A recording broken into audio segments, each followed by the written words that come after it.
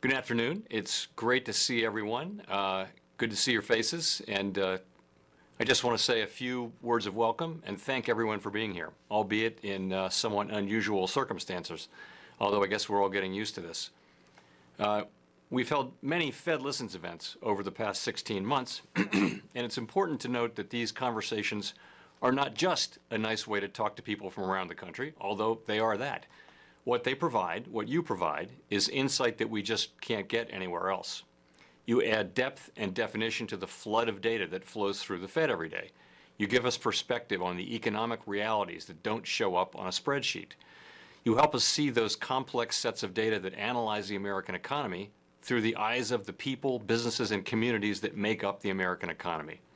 And that information is very helpful to us as we make our policy decisions. So this is a valuable exercise for us and an enjoyable one as well. So we truly do appreciate it on a number of levels. The reserve banks are also continuing to hold conversations in communities across the country to help capture economic realities on the ground. We are in the midst of an economic downturn without modern precedent. It was sudden and it is severe. It has already erased the job gains of the past decade and has inflicted acute pain across the country. And while the burden is widespread, it's not evenly spread. Those taking the brunt of this fallout are those least able to bear it. The pain of this downturn is compounded by the upending of normal life, along with great uncertainty about the future. In the best of times, predicting the path of the economy with any certainty is difficult. In fact, John Kenneth Galbraith famously said that economic forecasting exists to make astrology look respectable.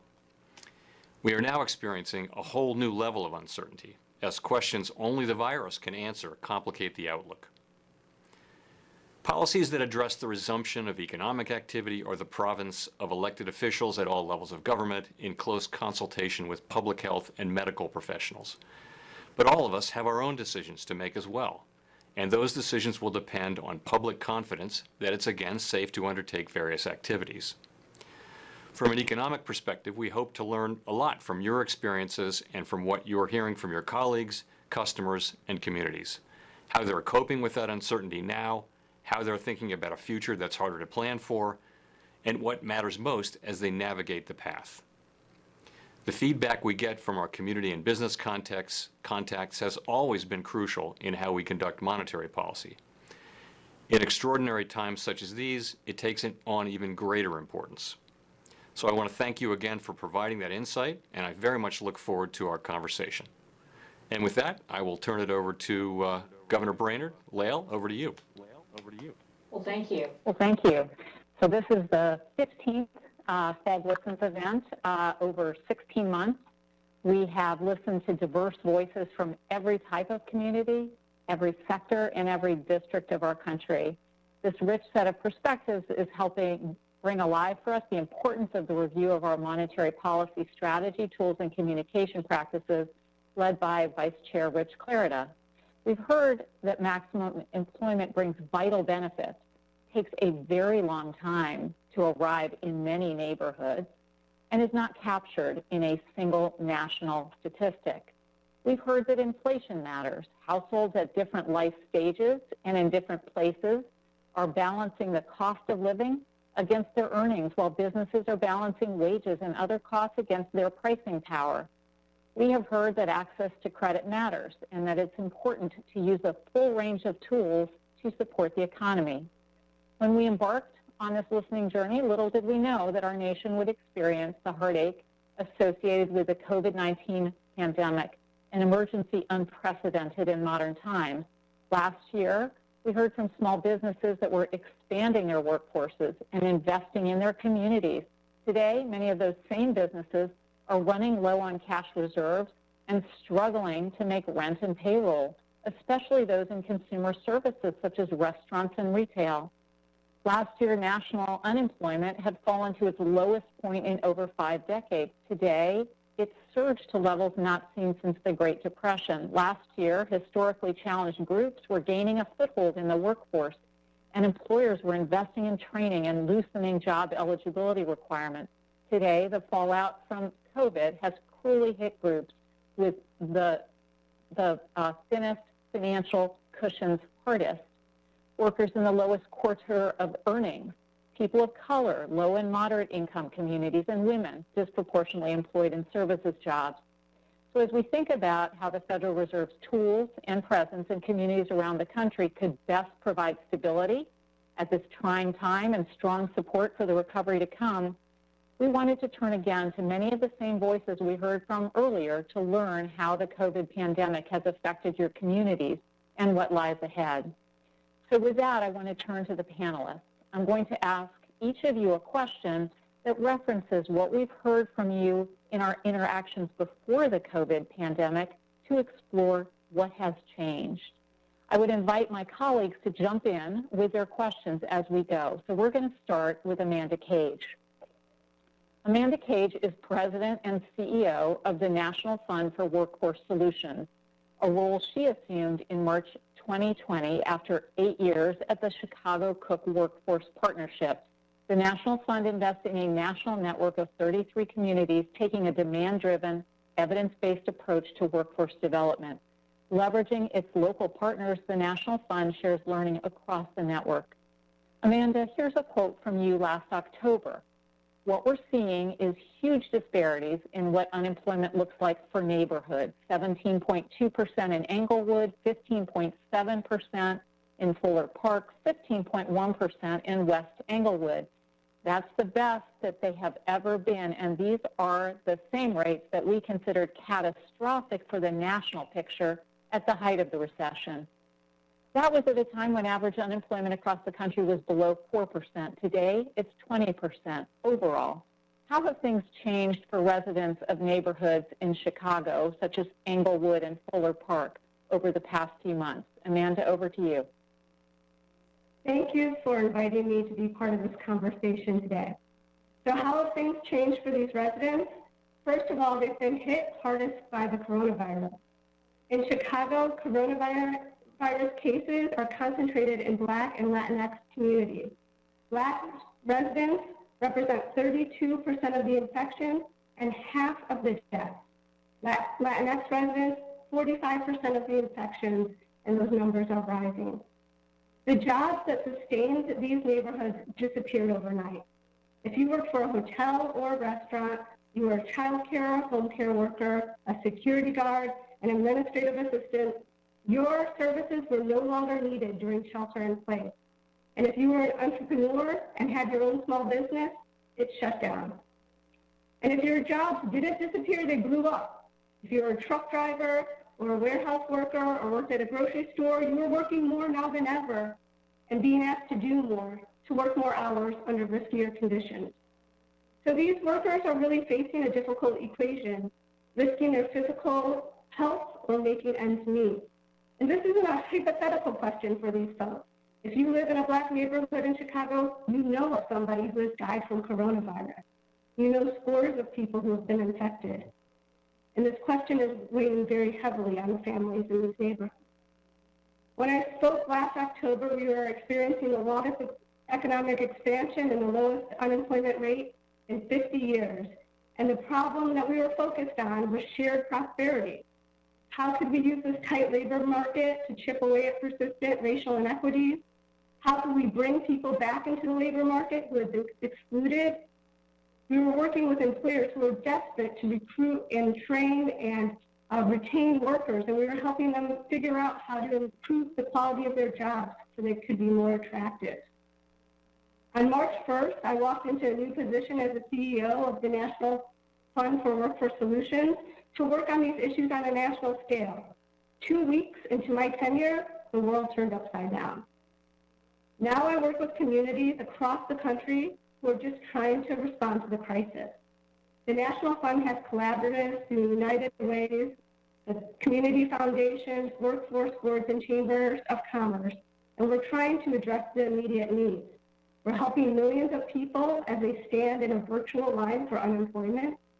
We're trying to figure out how to provide education and training services to people who don't have access to computers or internet connections.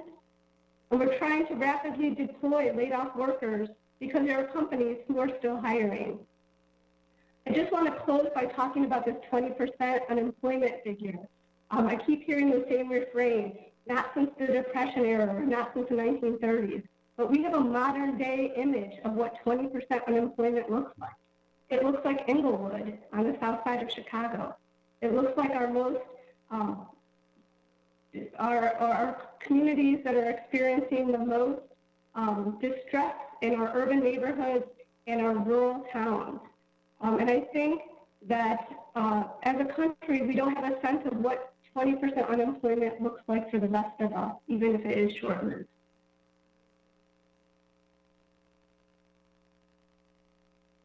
Thank you, Amanda. I'm going to pause for just a second and see if any of my colleagues want to jump in and ask a question. Otherwise, I'll go to the next panelist and give them another opportunity afterwards.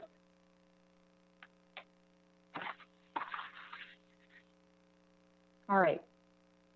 Why don't we go to the next panelist and invite you to come in whenever you choose.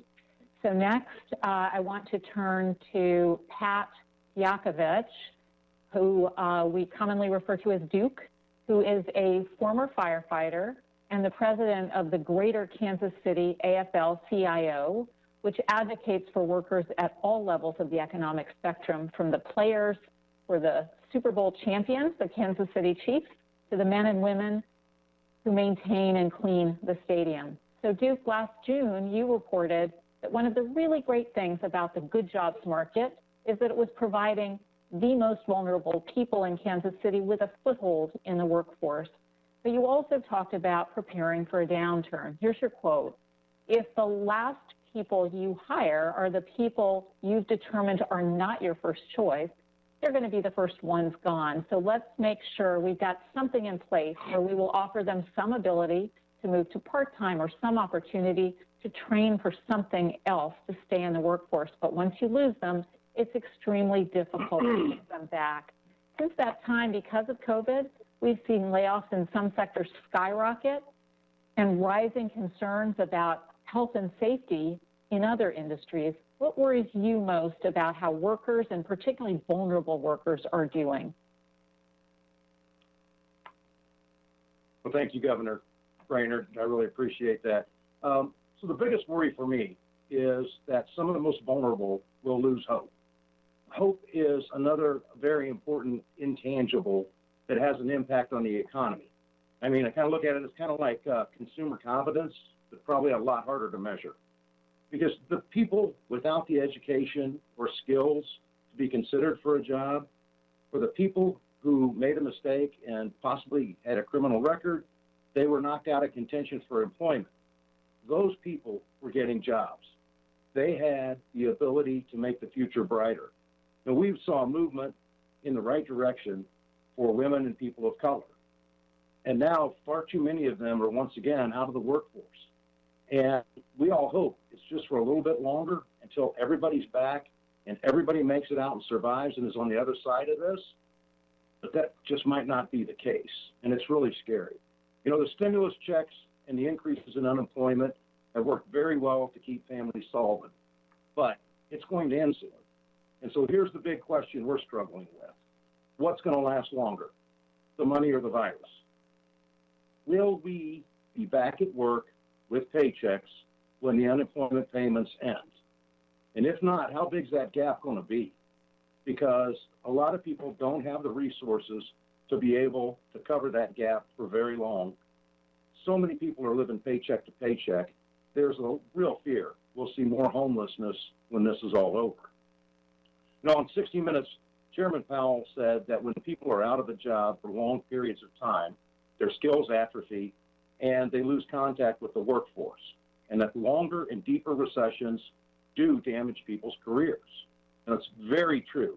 And it's also true that employees with more experience tend to have more sustainable skills and a stronger connection to the workforce that won't fade as fast as newly employed people. Most of us don't even exactly know when it happened, or some don't even realize it happened. But at some point in almost everyone's life, your job becomes a part of your identity. We use it when we describe or introduce ourselves to others. And the career damage is going to be more severe and longer lasting to those that haven't formed that bond yet. We all have safety nets in life. We have families, friends, there's government programs, there's even charities to fall back on. But a lot of the people that we're talking about here have used up all of those resources previous to being employed. I'm also really concerned with what it's going to take to get back to the point where labor was in such high demand that wages were headed in the right direction. I mean, prior to the crisis, employers across the country and pretty much in every sector were saying the same thing. I can't find qualified workers. And then this hit, and again, it is across the country and in pretty much every sector where people are losing their jobs. And so how far do we have to get back to the point where we're seeing people who weren't the first choice getting employment? And what's it going to look like for workers when they're on the other side of this? You know, we all understand that companies want to restart and produce things. And please trust me, workers want to go back to work. Everyone does. We all know that there are going to be risks and they're going to have to be taken. But when we get America back open for business and fully open, there's just not going to be a good way for people to work safely for so many people. Manufacturing and assembly lines a lot of times takes two people in a very close proximity to be able to complete a task. There's just not really going to be a good way to try to separate them. And the meat processing plants are basically assembly lines in reverse. People are working very closely, and they have got no choice but to be there. Thank you. Thank you, Duke. All right, I'm going to again pause and just see whether my colleagues have a question for Duke or Amanda. Duke, or Amanda, this is Jay. I'll go ahead and just say, first of all, thanks to both of you so far for your comments. I'll know it really was. It's been a time over the past year or so where we've had the tightest labor markets in 50 years. Discussed this with many, if not all of you, and how things felt different, and a tight labor market really has a lot of benefits. And so it's tragic, it's heartbreaking to see that go away. And you know, our commitment, of course, is to get us back on the road to recovery and try to get back to that. We will not rest until we are back on that road, and we'll push as hard as possible. I was interested to hear you say, Duke, that the relief from unemployment insurance and the checks is getting through. That's good to hear. I'd love to hear if others feel the same way. And the other thing is, are people beginning to see go back to? Is there any sense of going back to work yet in your community or others? Do you start to feel people going back into the workplace now, or is it still too early for that? And how are people thinking about that? Well, I can take a stab at that if you so mind. So under the Defense Production Act, the meat processing plants I just talked about were classified as essential infrastructure that have to remain open. And so the people there faced a decision that they needed to return to work or stay at home with probably very little or no income. It's a very tough decision. And it became even more difficult for people who lived with somebody who was a high-risk family member. So many of the people that I know, they view their parents and grandparents as fragile family treasures, and they've been very, very protective of them and keeping them sheltered in place. And it makes it tough if you're going there and you're working a shift. And I can tell you personally, I provided care and transportation for my brother when he was battling cancer. And there is no way I would have taken him to chemo after doing a shift right beside somebody who we now know, in fact, did test positive for it at one of these facilities.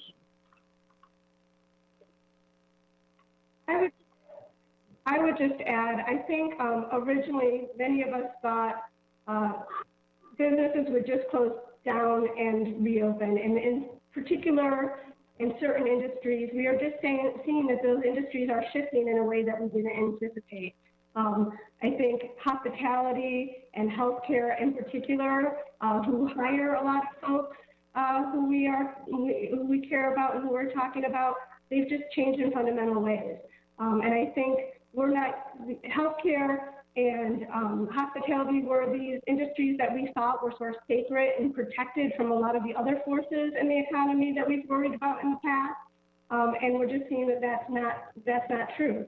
If you work in hospitality, it has very low barriers. You can walk into that job. If you have a union hotel job in Chicago, you're making $20 an hour off the bat. There's not a parallel job to that for these folks, and those jobs aren't coming back, not coming back anytime soon.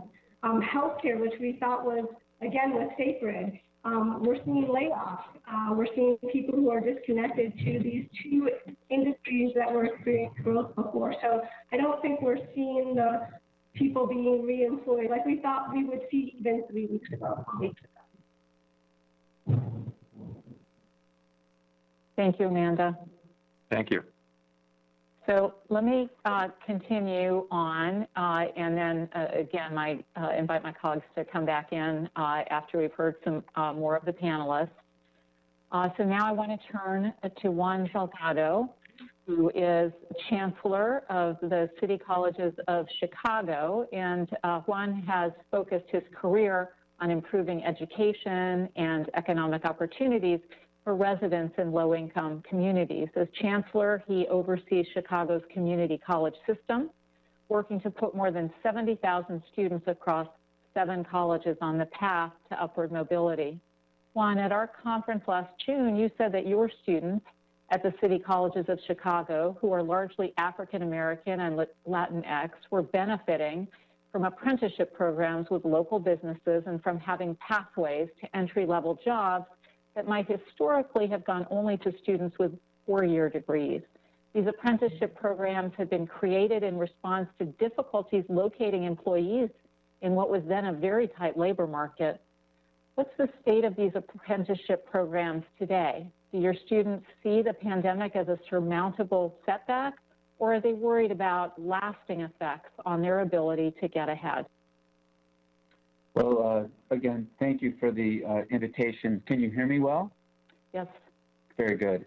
I think I want to start by speaking about our students overall. When you think about our students overall, they are students that are in the low-wage labor market. They are working to upskill to get better opportunities, and this has been devastating to the large number of students that we have in our system. They are feeling the impacts in very formidable ways. But when it comes to the apprenticeship initiative, I do want to give a little bit of hope here, right? Because the reality is that we have not seen our employers pull back. Okay? We, in fact, had an employer just the other day, took 4 of 5 apprentices as full-time employees and re-upped the double the number of apprentices they were doing before. Now, the apprentice program is still very small, but I do want to say that for those students that became apprentices, they have a different and privileged place in society in relationship maybe to all the people around them, and that is that they're working from home. They still have jobs. They have an employer that's supportive of them, like you and I and all of us on this phone call have. When you think about what's happening to Latinx and African American communities, keep in mind that only 1 in 5 African Americans can work from home. Only 1 in 6 Latinos can work from home. And so, what we have done in the past through apprenticeship, is creating a circumstance where that is going to be life-changing for these students, right? If they can keep that employer attachment, and so far they have been, right? Because of the value they're providing to the company and the value that the companies provide, and the workplace flexibility that exists in these particular industries. And of course, these were higher growth industries that are still fairly stable. And so what I want to say is that we should be looking to the things that were working before the pandemic as strategies that we need to be going to doubling, tripling down on to get out of the pandemic, to make sure that equity is taken into account. And more than taken into account is at the forefront of how we respond to the pandemic. This is an opportunity for us to dream of and then realize never again to have double-digit unemployment in one community in the same city where you have single-digit employment just a few miles away, unemployment just a few miles away, to have a nation with that kind of disparity. And so how do we design our solutions to ensure that that in fact is what occurs? And I got to think that apprenticeship, learning is a key component. And I think that, the attachment and the sustainability so far of that strategy is bearing out that we ought to continue on that road. Thank you very much, Juan. So let me pause for a second, see if we have any questions. Continue, with classes and enrollment, are you struggling with remote learning and tuition and all those sorts of things? And how are you thinking about the fall? Sure, I appreciate you asking us that. We actually had a very successful transition to remote learning, but we were prepared for it in many respects. Learning management systems, employees that were trained already on Zoom, that were utilizing this kind of technology, and to some degree, students that were as well. I think that our pain points relate more to our students' pain points as it relates to the fall itself. One of the things that for any business and certainly for an education institution, you've got to have some level of certainty that you can drive to the people you're going to serve. And that's probably the hardest part right now, is that all we can give them is scenarios of what the learning environment might be.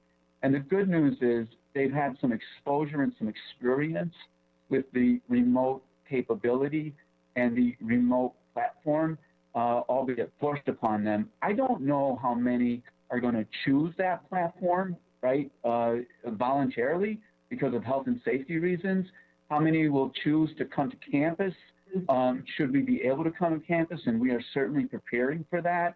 And so I think that we should keep our eye on, the choices that people are making during this time and the impacts that that's going to have. And certainly we're guided by trying to provide as many choices as possible, because every student is a world upon themselves. The family networks, as was talked before, they may make different choices based upon their living conditions, housing conditions, family support structures, all of those things, and we have to be flexible for them in that regard. The last thing I'll say, Chair Powell, is that community colleges, I think, will play a big role in the recovery because of our accessibility and our affordability, and increasingly because of the quality that we provide.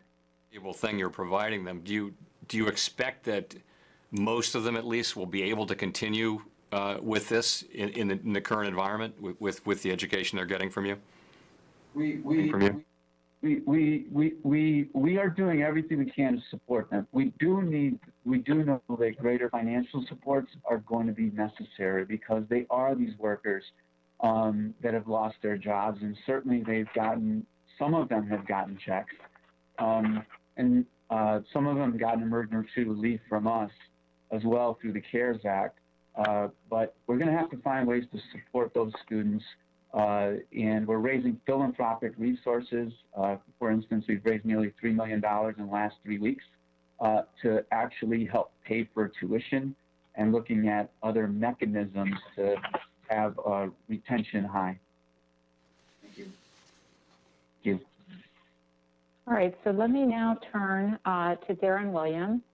Darren's the CEO of Southern Bancorp, a family of 3 community development financial institutions consisting of a bank holding company, a community bank, and a nonprofit loan fund serving low to moderate income communities in Arkansas and Mississippi.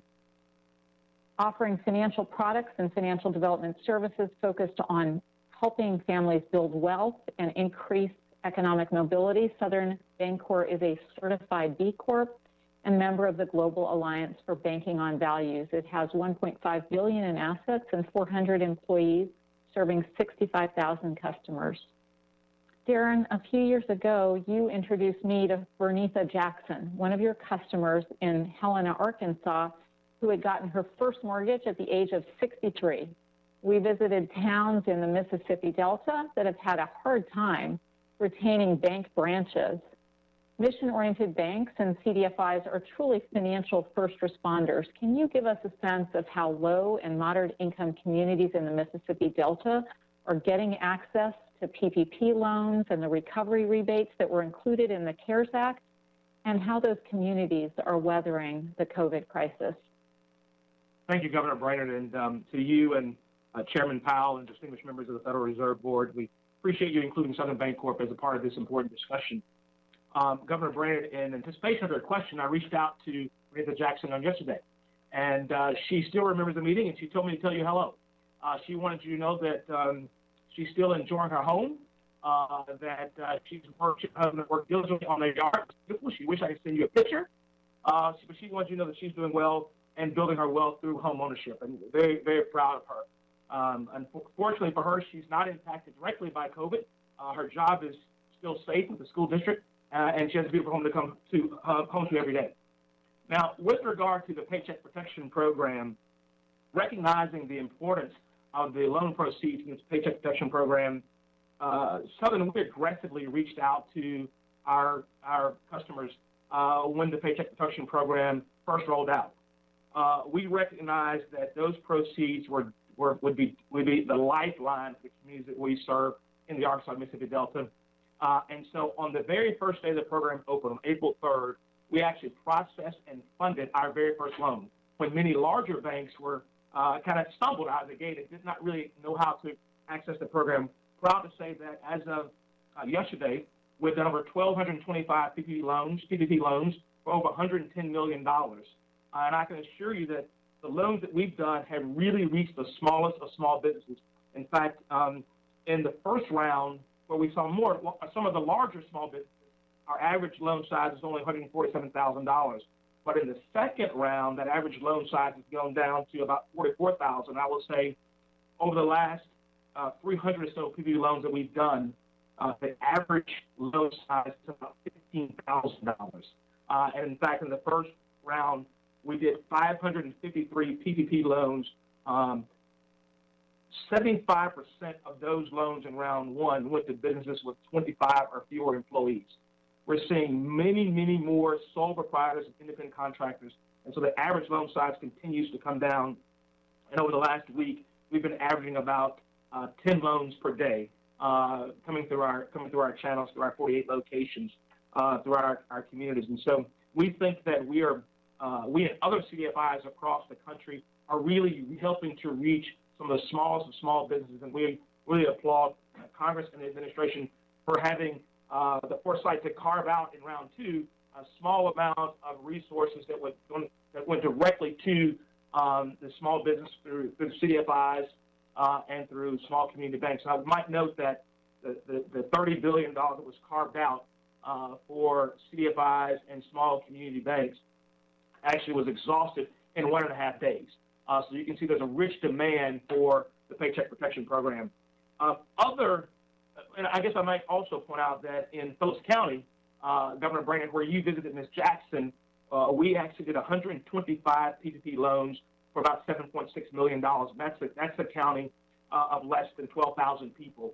And so, again, the PPP loan proceeds have been a lifeline for the employees that have been able to access that program. Now, with regard to some of the other CARES Act programs, particularly the federal stimulus checks, we have been inundated with people wanting to cash those checks. In fact, between April 15th and May 17th, $32 million in stimulus proceeds have come through our bank, either through direct ACHs to our customers who had their accounts on file with IRS, or through people who came through our drive-thrus to actually cash those checks. And because it was so important for us that customers and non-customers have access to cash those checks, we cashed non-customers' checks without any fees at all to make sure that they were able to secure the vast majority of those proceeds. In the markets we serve, particularly in Mississippi, and Governor Brainard, you saw this, they're just inundated with payday loan service centers and check cashers, which take a large percentage of even government checks to cash. And so we cash those at no fee to folks that came through our drive-through, since we, of course, now our lobbies are closed. So that was about 20,000 transactions we've seen so far, and they still continue to trickle in. Unfortunately, Arkansas and Mississippi have some of the highest and underbanked rates in America, with about 26% and 38% respectively in Arkansas and Mississippi that are on or underbanked, and so it's important that we provide that support. For other customers, we really tried to make sure that we're helping them bear the impacts of COVID-19. So for our consumer loan customers, we provided a 3-month payment holiday of principal and interest on any loan for our consumer customers. And on a case-by-case basis, we talk with our commercial loan customers, provide them with also various forms of payment relief, from interest-only payments to complete deferrals of payments. And then, of course, the SBA provided payment relief for our SBA borrowers. I will say that since we've done that, about 15% of our entire portfolio has taken advantage of some form of payment relief. So we've got about $150 million in some type of payment deferral out of our billion-dollar loan portfolio. Now, I'm not sure that everyone needed that relief, but people are frightened, they're scared, they're nervous. People wanted to hold on to as much cash as possible, and so they took advantage of that relief. Additionally, we are really promoting right now online and our mobile products, really trying to move people to those platforms. We've also waived various fees as we experience these COVID-19 issues, for mobile deposit fees to late payment fees. We've waived many of those. And as a CDFI that focuses heavily on providing financial literacy, financial counseling, what we call financial development services, we are really pushing our financial counseling, and we're doing that more and more through Zoom. And so our credit counselors are actually talking to people via Zoom from their home to people's homes, really trying to help them weather the impact of COVID-19. So all in all, I would say that in the Gulf communities that we serve, we have faced tough economic conditions for a very long time. The markets that we serve look very, very much like what Amanda talked about earlier, with double-digit unemployment, even pre-COVID, when employment rates throughout the country were much less. So these markets have faced higher unemployment, higher job loss, higher poverty, as a result of structural inequalities and deficiencies in our economic system, and this hadn't gone away. My fear is that long-term impact on COVID-19 would only broaden these inequalities in income and in wealth in the communities that we serve. And you can look at the research by Sergo Foundation, which really talked about those communities that are vulnerable, have a community vulnerability index. And it's not necessarily the communities that are having the most health impact from COVID-19, it's those that had a number of structural challenges, like the Arkansas Mississippi Delta, that would have the long-term impact of COVID-19.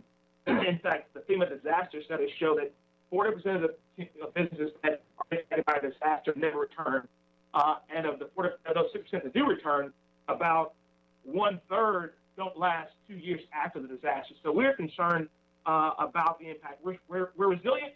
We're going to try to make it through, but the structural inequalities in our system really make it difficult for the markets that we serve. And I really appreciate you all inviting us to be a part of this conversation. Thank you very much. Thank you very much, Darren. It's a good reminder that financial services are often emergency services when we have national emergencies such as this. I think we're all proud also of the role we've been playing, helping to make sure those ACH transfers get there and helping banks and CDFIs get access to their PPP funds. I'm wondering whether Mickey wanted to come in on that front. Yes, thank you, Lael. And Darren, it's wonderful to hear those stories of you meeting the needs of your customers and waiving fees and meeting the needs of the unbanked and underbanked to cash their stimulus checks. That's the role that I see community banks playing across the country, and it's refreshing to hear you reaffirm those activities. I wondered if you might be able to cast a little light on the differences that you're seeing between rural areas and the economic impacts you're seeing there, or any developments, versus your more urban areas. And is there anything more that the Fed can do to manage the current environment there? Governor Bowman, thank you for that question, and really appreciate your always bringing the angle of community banking as you think about the work that having been a community banker. So Southern, the markets we serve, by most accounts, would all be considered rural. The largest town that we serve is probably a city of 45,000 people. Now, we call that urban or large, but we also serve towns, of less than 1,000 people. We do see some differences in those communities. So those more populated communities where people have access to more business technical assistance, have access to CPAs and other business technical providers, they're having an opportunity to really access those PPP programs. So I was talking just recently to a gentleman in Forest City, Arkansas, one of the most economically challenged communities in our state of Arkansas, and he had about 15 of his customers he was working with that had not been able to access the PPP program, and I really started digging in, trying to figure out could we help him. And these were businesses that unfortunately have relied on informal accounting systems, cash-based businesses, or even some who have just a complete mistrust of banks and don't have a banking relationship. And you see that in more of your rural, underserved communities. So there is somewhat of a difference, and we're trying to figure out ways to help them. Through our nonprofit loan fund, we've created a philanthropic grant program where we're trying to provide forgivable loans, or really grants, to those who've not been able to access the PPP program. Those dollars are very limited, but they're important because we know so many people have not had access to the PPP program. Thank you very much. So what I'm going to do now is turn to some of our small business or business owners. I'm going to start with Bobby Ukrop, who is Chairman and CEO of Ukrop's Homestyle Foods. Located in Richmond, the company employs 400 associates and produces high-quality, chilled, prepared foods and baked goods for supermarket chains that we all have heard of: Food Lion, Harris Teeter, Kroger, Publix, Wegmans. The family-owned business was formed in 2010 after the family sold its previous 73-year-old retail business, which were supermarket stores. So, Bobby, 1 year ago, I heard you talk about how your food preparation firm couldn't raise wages because you couldn't easily pass on those price increases to your customers, given the thin margins in grocery and fierce competition from other sellers. You also described challenges you were facing in finding and retaining good employees who could maintain high-quality food standards while also working in challenging conditions. I'm wondering what kinds of changes you've been seeing with the COVID crisis in terms of working conditions and employee availability, and how have the demand for your products and your pricing and margins changed in this period? Thanks for the opportunity to participate today, and it's great to hear what Darren did most recently, but the work his organization is doing to help folks. It's wonderful to hear that. Our sales are down 25% since the COVID-19 crisis began. And of course, some people are in a lot worse shape than that. But the reasons why are, although supermarkets report that sales are up significantly, there has been a shift in what consumers are buying, resulting in lower margins for retailers. Are reluctant to go to the grocery store frequently, consumers are spending much more per trip as they buy more shelf-stable products and more proteins from the meat department. For our company, sales of fresh products to support food service areas like salad bars and hot food bars went to zero as stores stopped offering these options. Sales of packaged, chill-prepared foods including entrees, sides, and deli salads, have remained strong. However, sales of sandwiches and green salads, most often purchased by office workers for lunch, are down significantly. Sales of baked goods, especially iced and decorated cakes, are much lower because of fewer gatherings and celebrations. Consumers are using the extra time at home themselves to bake pies and cakes. But there are even more unintended consequences. For example, the huge disruption of the food industry supply chain. Many food retailers' distribution centers were overwhelmed by demand for cleaning supplies, paper goods, and frozen foods like pizza. So in some cases, our products were not deemed to be priority items, and they stopped ordering. Also, to avoid hoarding by individual stores and the store personnel who might try to stock up on extremely fast-selling items, some retailers prevented employees from making adjustments to computer-generated orders. As for pricing and margins, not much has changed since last year when we instituted a 2% price increase and raised wages 3%. Now, in our business, under normal circumstances, it has taken more than 6 months for our retail customers, our partners, to accept and then execute the price increase. Before the COVID-19 crisis arrived, we had planned to implement a wage increase this fall. That initiative is up in the air at this point. The only price increase we anticipate would relate to recent spikes in proteins, especially beef, as the supply chain has been very disrupted. As for our workforce and our working conditions, our associates are accustomed to stringent health and sanitation protocols, and the temperature in our kitchen is 35 degrees. All of us have heightened awareness about health and safety. Our associates, however, want to work. And we did receive support from a PPP loan.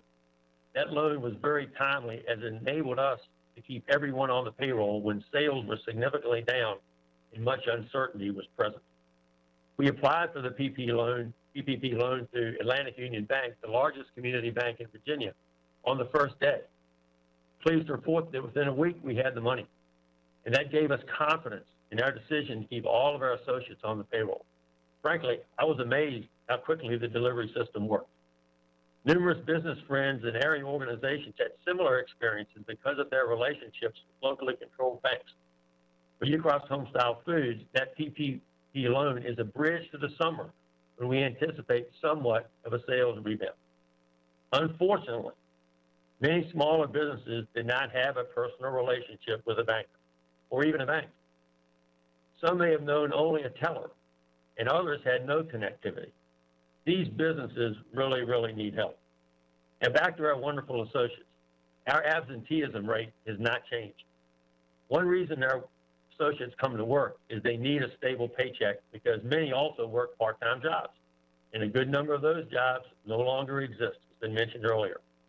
In addition, other members of their family may have lost jobs, so a secure job at Ucross is appreciated. Now, a number of our associates do get irritated. Some of their out-of-work friends and family members are making more money by drawing unemployment benefits, which include the temporary federal subsidy. We strongly believe the vast majority, and this was said by other people, the vast majority of people want to work.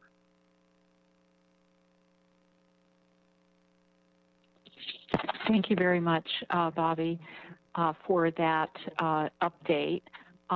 I'm going to pause and see whether I have any questions from my colleagues. And if not, what I'm going to do is go on to hear from Joanne Chang and then pause again because both Joanne and Bobby are running businesses, and so similar questions might arise. So Joanne Chang is the co-owner of Flour Bakery and Myers Chang, along with her husband and business partner, Christopher Myers. She's also a cookbook author, and her most recent cookbook, Pastry Love, has just been nominated for Best Pastry Book by the James Beard Foundation for 2020. So congratulations, Joanne. Joanne, last May, you spoke of the squeeze your Flour Bakery restaurants faced, stuck between raising the wages you pay in order to attract workers in the Boston area and intense competition in the restaurant business that made it difficult for you to increase prices. With social distancing, the landscape for restaurants has changed dramatically. How have you adapted your restaurant's business model to COVID requirements, and what does this mean for the people that you employ? Thank you so much. It's an honor to be here. Thank you, Governor and Chair. So Christopher and I own and operate 8 sit-down cafes. We were in the middle of opening up a 9th and a sit-down restaurant. Pre-COVID, we saw between 10 and 12,000 people a day. And we made the decision to shut down all of the locations for about 5 weeks, middle of March, because Massachusetts, especially some areas in Boston, were considered a hot spot. So we ended up furloughing 490 out of 500 team members immediately. We went from over 100,000 in sales daily to 0 just overnight. And we needed that time to figure out how to operate safely for our teams and our guests, amid this crisis. Luckily for us, we are a popular takeout spot, both the bakeries and the restaurants. So to answer your question of adapting the COVID requirements, honestly, there haven't really been COVID requirements that have been established for cafes and restaurants. So, we are kind of playing it by ear and doing our very best to anticipate and act on we can parse together just from reading, everything we can and watching everything we can. We're starting to open our locations slowly. And at this point, about half of our locations are back open, and our sales are down about, I wish they were at Bobby's percentage at 25%, but we're actually down about 75 to 80%. And so because of that, and because of social distancing, we've actually reduced our staffing by 80%. Again, we had furloughed everybody, and now we're slowly starting to bring people back, and we're at about 80% of what we were. We have reduced our operating hours at the bakeries and the restaurants that are open because we're trying to limit the number of shifts, trying to minimize, overlap and all of that stuff. We're also limiting staffing to people who can get to work by either car or by walking or biking or scooter. We're not allowing people to take public transportation or Uber just yet because we don't feel comfortable. They don't feel comfortable, to be honest. And so that has put a little bit of a damper on who we can bring back.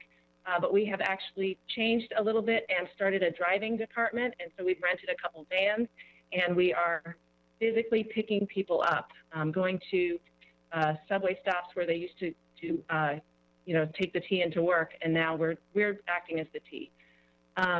We are also reworking people's responsibilities. What Duke was saying earlier about how the stronger skill set people will end up probably having a little bit more success overall in all of this. We're definitely seeing that in that the first people to come back have been managers, and they will probably end up being redeployed and doing many more things than what they were before managing, because there's not as many people to manage, honestly. We just need more boots on the ground. And so their job responsibilities are going to shift a little bit. We're selling, similar to what Bobby said, we're selling so much more stuff online than we ever were. We're also pushing to sell groceries. I mean, we're a bakery cafe, we're a restaurant, and we're selling quarts of flour, quarts of uncooked rice, make your own chocolate cream pie kits, anything and everything to just try to get some sales in the door. To address the May comments about raising wages and raising prices, we did raise wages in the short term because, as I think Bobby was just saying, so many of our team members could make more on unemployment, and we recognized that by coming back and helping us reopen, they were going to take a pay cut. So we have temporarily raised wages, but we don't anticipate we will be able to continue that. We're probably going to have to stop that middle of June, which coincides with when our PPP loan ends. With the cost of rent and benefits and food and just everything that's going on, really the only model that does work is for us to increase our prices. But, is that sustainable? We're not really sure. Time will tell. We're starting discussions with our landlords on rent and what that will look like in the future. Rent used to be between 5 and 10% of our sales, and now it's 20 to 25%. So that's certainly not sustainable.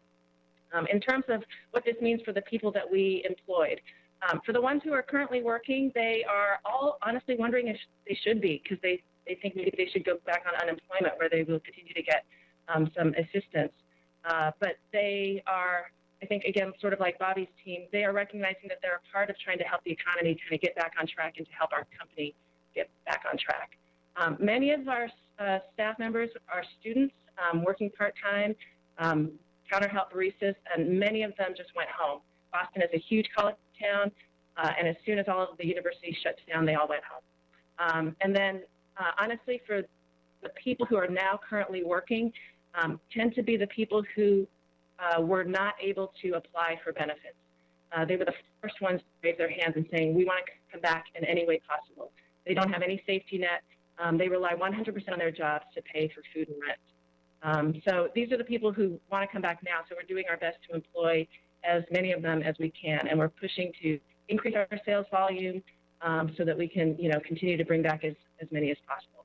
So we certainly hope to be able to grow to the point where we need everybody back, but realistically, with social distancing, we don't think that's going to be the case.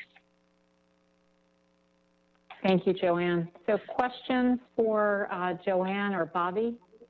For Joanne, if you went over this, I may have missed it, but so have you been able to reopen or keep open any of the restaurants? And how are you thinking about that? I mean, that's obviously the part, that's where an awful lot of the layoffs have been happening at the national level. Very, very difficult part of the economy right now. So we've reopened 4 of the cafes and the restaurant. And we are only doing pickup, pre-order pickup, and takeout. And so you can't physically come into the restaurant. We're not allowed to in Boston right now, but even when the governor allows us to, we don't know if we're going to let people come in. We're going to see if we can continue with this takeout model. But we've had to reduce the number of staff in the restaurant because of social distancing. So we used to have between 13 and 15 people physically working at the restaurant at any one time, and now we're at about 8. And we have half of the kitchen is now in the dining room because we need to separate all of the kitchen prep. The cafes in the near term, then you're working on the business model you have. You don't feel like you're weeks or months away from being able to reopen to the public in a way that where they come in and eat yet, or what's your thinking on that business model? In terms of allowing people to physically come into the cafes and the restaurants, that's probably, I'm guessing, at least a month away. I mean, eventually we will open to the public and let them come in. But our business model really was, I mean, like most restaurants, it's pack as many people as you can in one space, big waiting area for people to stand at the bar or near the sandwich area where they're waiting for sandwiches. So we know we're going to have to limit that when we do physically allow people to come into the cafes and restaurants. Yeah. Thank you. Okay. So now I'm going to turn to Janie Barrera, who knows small business finances from the other side. She is founding president and CEO of Lift Fund, and since 1994, Lift Fund has provided loans and management training to enterprises from startups to long-established businesses and operates in 13 states in the southeast region of the U.S.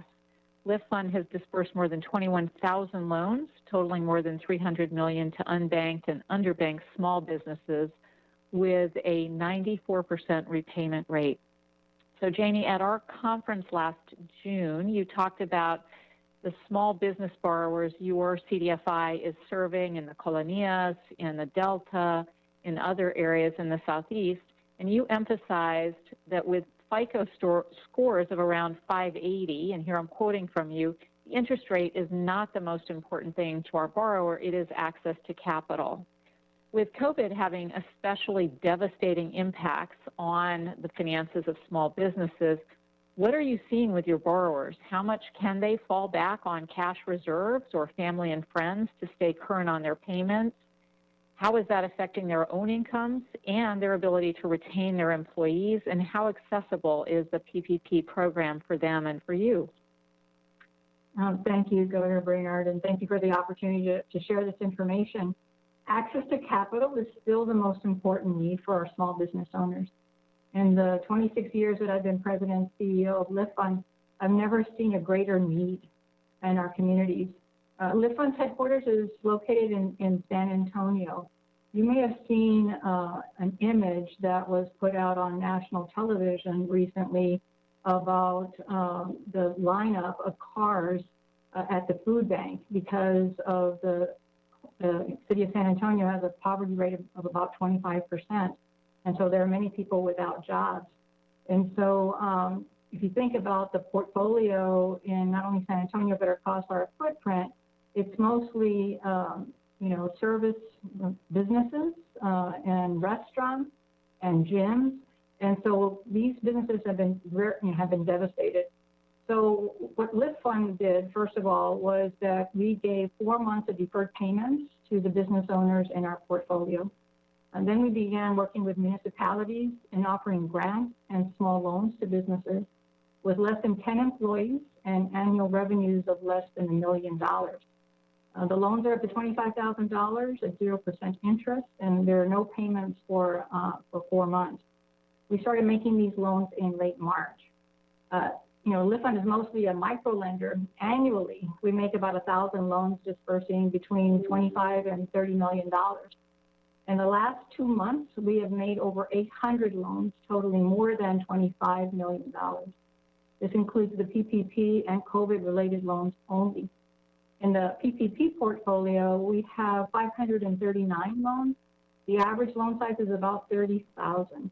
But we've experienced PPP loans of as little as $1,000. So our challenge right now is reaching those businesses that are scared of taking on debt. They don't, with its insecurity, they don't know that it can become working capital as well. So it's that whole education that we're doing right now with our small business owners across our footprint. On the COVID loans, our average is about $20,000. Lift Fund also received donations to make grants for small business owners. We received about $1.7 million in grants that we distributed back as grants to over 300 businesses. We also received a special grant for veterans. This grant paid for 4 months of principal and interest payments for the veterans in the portfolio. So the majority of these loans that I'm describing and grants have gone to minorities, 76% minorities and 40% women. The work is not over because now the municipalities are receiving federal dollars, and we are here to help them get these dollars into the hands of the small business owners. We took a survey this week, actually, of 300 of our borrowers in our portfolio. 56% stated that they had temporarily or partially closed their business. 56% have experienced a reduction in their non-business household income. And 18% are not sure if they will be open in January. So we are working hard to see how we can help them keep alive. So the funds that the municipalities are receiving right now are grants that they're receiving and that the municipalities have to put out to the small business communities in grants so that they can rehire or hire new employees, buy merchandise, prepare the business for the social distancing that we have to have in place, as you've heard already. So we see our job as not only providing the access to capital, but also to helping them come up with plans to survive this next year. Thank you. Thank you, Jamie. Any questions? I'm curious, are you also, like Darren, pretty much able to meet the demand for PPP loans? It sounds like that's been something you've been able to do a bit of as well. Yes, Chair Powell, the demand has slowed. And so again, it's the more sophisticated businesses, the ones that actually have payroll, the third party, or they use QuickBooks. That was a piece of cake for them to be able to access the PPP funds. Now it's really getting into the grassroots small businesses that we're trying to reach. Every day, we're out there, being on webinars, being on television, saying it's okay to apply, you need to apply. And a lot of sole proprietorships as well. You know, the guy who cuts the grass, or the woman who had maybe a small hair shop of her own. They said, well, I don't have any employees. Well, no, you're the employee. You qualify for a PPP loan. Oh, okay. How do you do that? We go to Schedule C, look at, line 31, divide that by 12, and so on. So we've had to do so much education there to be able to reach that group of folks that traditionally are not being located. Yeah. Thank you. Thank you. So let me turn now, I think we'll go to households, and I'm going to turn to Aaron Gornstein, who's the president and CEO of Preservation of Affordable Housing. POA is a national nonprofit that owns and manages nearly 12,000 affordable apartments in 11 states and DC. Aaron also serves as the chair of the Board of Stewards of Affordable Housing for the Future and New Lease for Homeless Families in Massachusetts. Aaron, last May, you spoke about how important securing and retaining a job is for the economic mobility of the 18,000 residents in the affordable apartments your organization provides in New England and around the country. You stated that affordable housing organizations need to think much more about workforce and jobs and how to move people up the economic ladder. We have to focus a lot more on job retention and promotion. So people can succeed in maintaining the job, we need to focus on transitioning people from rental housing to home ownership as much as possible. So how are your residents facing today? How are COVID-related financial stresses affecting the residents of these affordable apartments? And what are you seeing in terms of job losses and the ability they have to make their rent payments? Well, thank you for giving me this opportunity to share my thoughts on the housing challenges facing the country in light of the pandemic. POA provides affordable apartments to nearly 20,000 low-income families, seniors, people with disabilities, with average incomes of approximately $16,000 annually. The health and safety of our residents is our paramount concern, and we've implemented many new protocols at our properties to minimize their health risks. We're also helping our residents to meet urgent needs by conducting wellness calls, coordinating food assistance, helping them to apply for unemployment benefits, and also addressing mental health and social isolation, particularly for the seniors. And like most other low-income families, our residents are managing through the crisis, but they're facing significant challenges at the same time. Chief among them is the lack of access to childcare now and having to homeschool their children, often without the necessary tools that they need, all the while struggling to meet monthly expenses with very limited or no savings. And recent studies have found that low-income renters are particularly vulnerable to the economic impacts of this pandemic. An Urban Institute analysis, for example, found that these households are more likely to work in the 5 industries experiencing the greatest number of layoffs. You asked about rent collections, and national data indicates that the rent collections are down by approximately 5 to 10% in April compared to previous months. This is less of a decline than some had predicted, but it's still significant. And this drop is true for POA as well, but it varies across properties and locations. Many properties are facing much sharper declines in rent revenue, as much as 20 to 30%, due to tenants experiencing higher levels of unemployment or lacking rental assistance. In addition, in the coming months, we expect the situation to get much worse. While many renters have been helped by the CARES Act, and the chairman had asked about that, but certainly that's been true, and various other supports, we're very concerned about what happens once this assistance ends and the eviction moratoria at the federal, state, and local levels also end. The confluence of these events is likely to happen around September 1st, at which point millions of renters will be at risk of displacement and homelessness. Therefore, we think immediate action is needed at the federal level to provide rental assistance to help tenants remain stably housed over the next year, while also ensuring that owners can pay their mortgages, keep up with the local property taxes, and maintain their properties. I want to finish up by highlighting the need for new multifamily construction to meet the immediate needs and to help jumpstart the economic recovery. Harvard's Joint Center for Housing found that 5.3 million rental households were at risk and were cost burdened prior to the COVID-19 pandemic. It projects that this number will rise to 9.3 million as a result of the crisis. These are families with at-risk wages. Clearly, more affordable housing is needed to meet this growing demand. The good news is there's a healthy pipeline of projects that are shovel-ready. The financing markets remain relatively stable, and a strong existing CRA provides appropriate private market incentives. Of course, we hope that continues.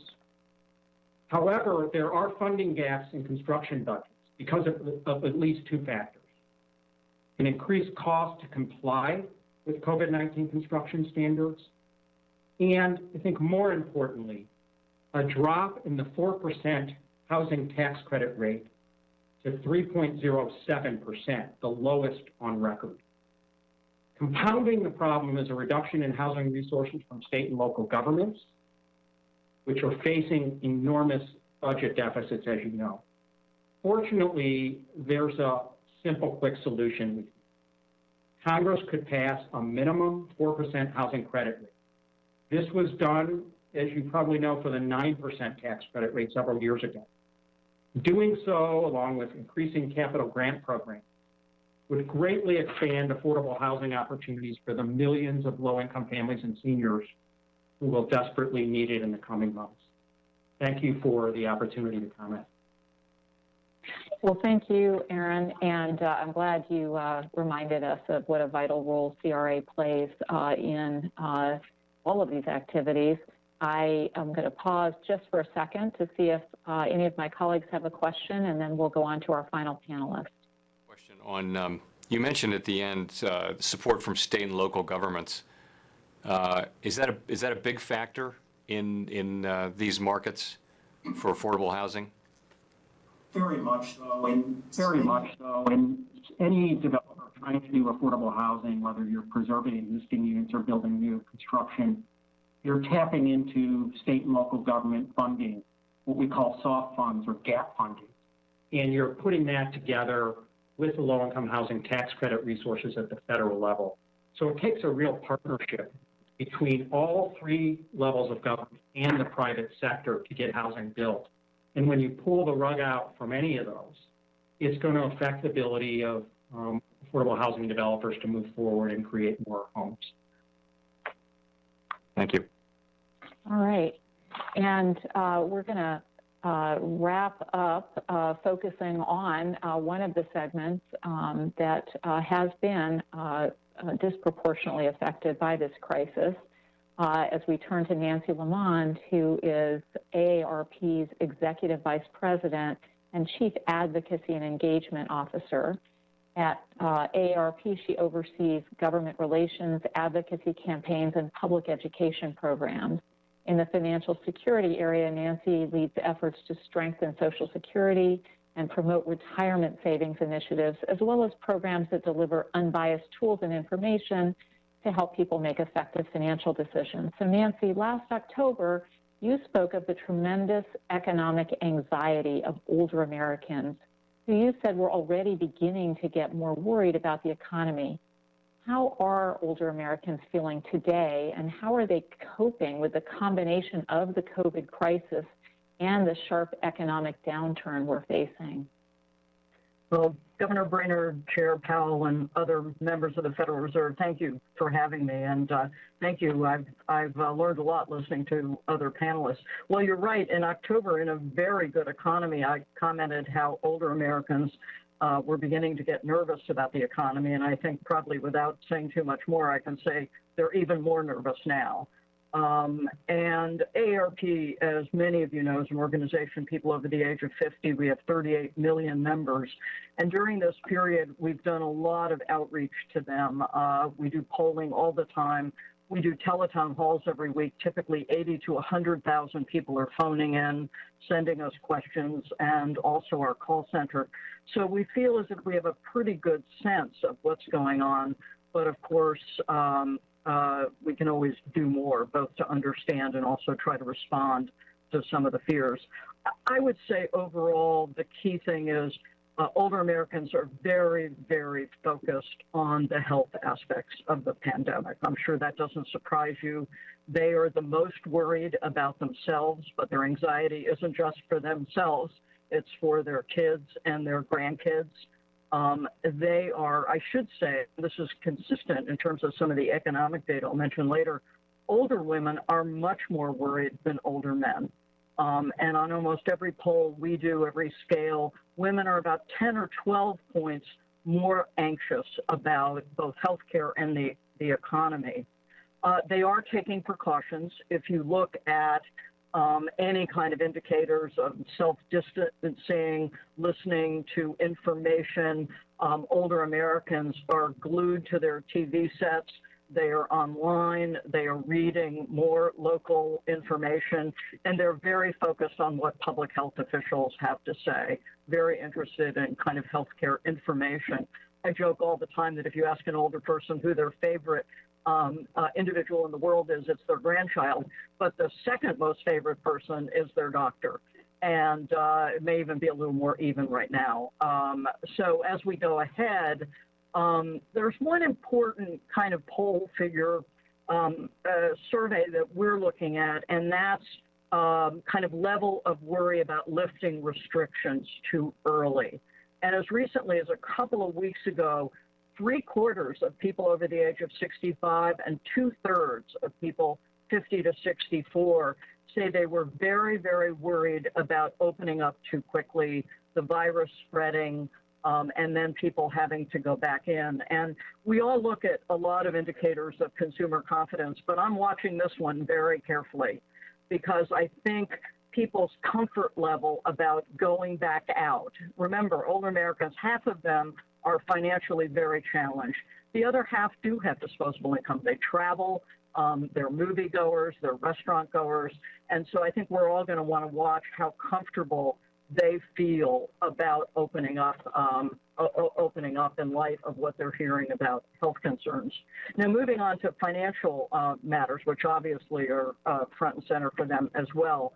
We're hearing from older Americans who have lost their jobs and are depleting their savings, struggling to pay bills, and managing with limited or reduced income. We have a lot of calls to our call center, more than you want to know, about people not getting their stimulus checks and having trouble filing for and getting unemployment. And so we're very active in that area. I would also say that, you know, we've run a fraud watch network for many years, and we have 10 times the number of calls every day that we did 3 months ago. And I can say there is one part of the economy that is growing, and that's the scammer part of the economy. And I think a number of organizations like ours are redoubling our efforts to try to help people during this time. Remember, this is a period where people at home and they're answering their phones much more than they used to. And so they're much more susceptible to scammers. We're watching the unemployment rate for people over the age of 50 and 55 is growing. It's higher for women right now than men, according to the data we've seen. And we think some of the longer term implications of this are that we're hearing a lot more concern about how long is it going to take me if I can get back in the labor force. It usually takes older Americans a little bit longer to get jobs when they've been laid off. And we're, of course, hearing about, are we going to be active on issues related to age discrimination down the line? So people are clearly thinking about what is going to happen when the economy starts back up and there is rehiring. It wouldn't surprise you that in our polling, people are showing dramatically more concern about their financial condition. If you're over the age of 65 and you're retired, you're, of course, very focused on your 401k plan. You're very focused on the stock market, very focused on Social Security. Remember also, retired Americans have benefited from the gig economy. We all thought the gig economy was built for millennials. Well, it turned out that older Americans were supplementing their retirement as Uber drivers, Lyft drivers. The largest growing cohort in the Airbnb world were women over the age of 55, wanting to have people come to their house, help them pay off their both mortgage and property taxes. So the retired community has suffered a little bit in ways you wouldn't have thought from the kind of cutback of part-time jobs. And then, of course, there's the pessimism we're beginning to see about, will I be able to retire? Will I really be able to count on what I had in my 401k being enough, and how am I going to move ahead? So I would say that older Americans are quite nervous in the current environment and anxious to see the virus under control so they can move back to at least somewhere close to where they were before. Thank you, Nancy. So I'm looking at the time, and the sound does not sound great. Let me see if, given the few minutes we have left, if we can do a lightning round. Maybe we'll get through half of our panelists. I just want you to, sort of recognizing we're still in what could be described as the fog of war. I'd like to ask you nonetheless to try to look ahead and just to ask whether you think COVID will alter the landscape for the work that you do and the communities you serve, and whether you think there will be lasting changes as a result of this pandemic. And I'm going to start again with Amanda. Sorry for not giving you a chance to give some thought to it, but just a 45-second answer. Sure. I think our collaborators around the country will be busy learning from each other throughout this recovery. Without a lack of sort of a national response, this experience has been very localized, and we're going to have these cities really rely on each other to come up with creative solutions. So, what can Baltimore teach Chicago? What can Cleveland learn from Pittsburgh? We're going to lean into industry partnerships. Industries are going to have to figure out the new normal, and businesses within an industry are going to have to work on some of those big looming questions. We will probably continue to support businesses to help them support their frontline workers through financial wellness programs so that they could better survive the next financial hit, or making sure worker voices are included in how to create a healthy and safe workplace. And then for us, they're sort of gigantic policy questions. There's no way to get out of this without relying on our public institutions to protect us from some of the economic harm that's been done. And we know last time that happened, when we had an unemployment crisis of this magnitude, we created the New Deal. And it intentionally left out Black and brown workers, and we're seeing the effects of that today. There's a reason why Black and brown workers are overrepresented in the service industry. There's a reason labor law doesn't cover a lot of their jobs. And as we create policies and think about the future, we just need to make sure we're not setting people up to be victims of the next crisis, and that we're rebuilding an economy that really works for everybody. Thank you, Amanda. Duke? Yeah, thank you. So on March 12th, the NCAA Big 12 basketball tournament was canceled. On March 13th, the stagehands tore down everything they'd set up for that. All events were canceled from that point forward. None of them have worked at all in 10 weeks now. And I just saw on the news today that major concerts aren't going to start until sometime late 2021. So these are entire industries that most people haven't even thought about that are going to be impacted, and workers who are going to have a long, long time before they come back. Thank you. Juan? Yeah, education is going to be transformed. In the short run, it's very painful. The adjustment is very hard on many people, mostly on our students in inequitable ways.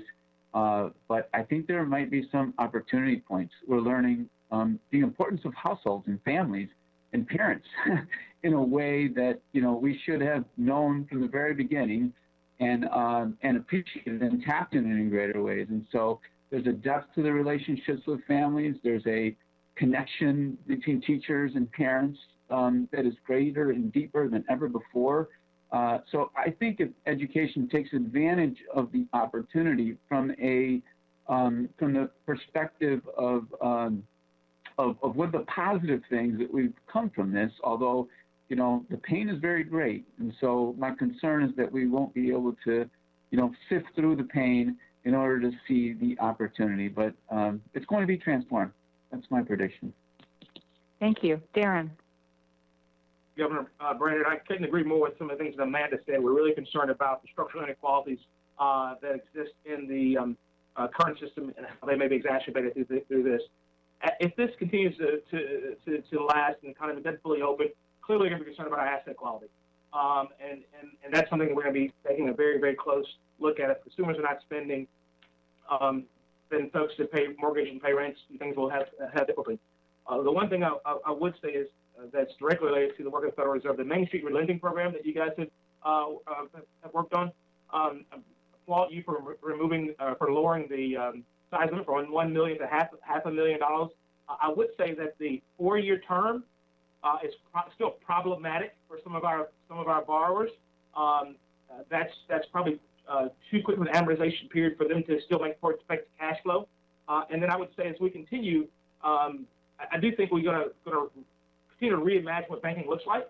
We're moving, and before COVID, even more rapidly now, we're moving more and more toward a digital platform. So that has a very, very rich, innovative history. One of our founding board members founded the company that was precursor to what is Fiserv today. We own a part of our own core processor today, and we're moving very, very forward and aggressively in a digital platform, being able to provide financial products and services that are responsive and responsible in a digital platform to really focus on our mission at scale, so well beyond our Arkansas and Mississippi borders.